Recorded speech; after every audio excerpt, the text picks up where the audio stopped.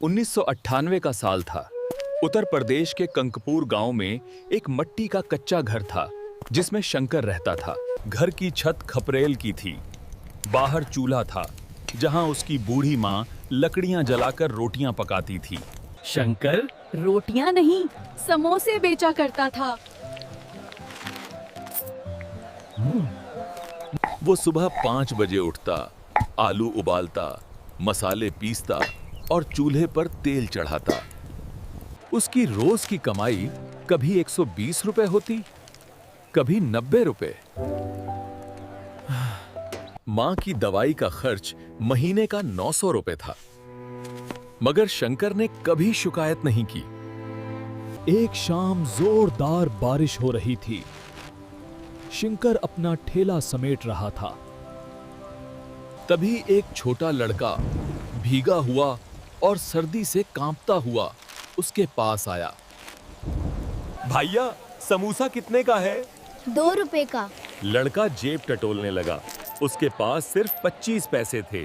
शंकर ने बगैर कुछ कहे 2 गरम समोसे थैली में रखकर दे दिए। भैया, मेरे पास पूरे पैसे नहीं हैं। शंकर बोला, बेटा, पहले पेट भर लो, पैसे बाद में भी आ जाएंगे। लड़के की आंखों में आंसू आ गए। वो बोला, मैं बड़ा होकर जरूर लौटूंगा भैया। कुछ दिन बाद पंचायत वालों ने शंकर का ठेला हटवा दिया। कहा, यह सड़क खराब करता है, इसे हटा दो। ठेला उठाकर फेंक दिया गया। शंकर अकेला बैठा रहा। माँ ने उसके सर पर हाथ रखा और कहा, बेटा, तेरी लड़ाई तलवार से नहीं, ईमान से है। ईमान को नीचे मत गिरने देना।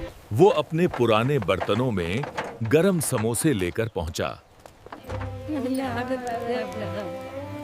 प्रिंसिपल ने एक नवाला लिया।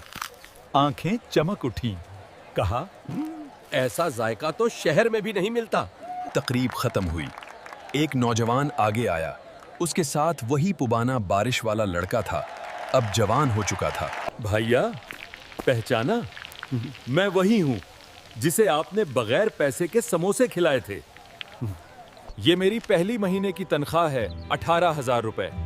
इससे माँ की दवा और नया ठेला आ जाएगा। शंकर के हाथ कांपने लगे। वो बोला, नहीं बेटा, मैंने तुम पर एहसान नहीं किया था, सौदा नहीं किया था, बस वादा करो।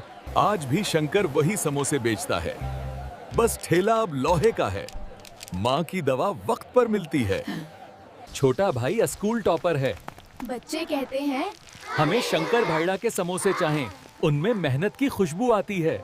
नेकी कभी जाया नहीं जाती, वो लौट कर दुआ और बरकत बन जाती है।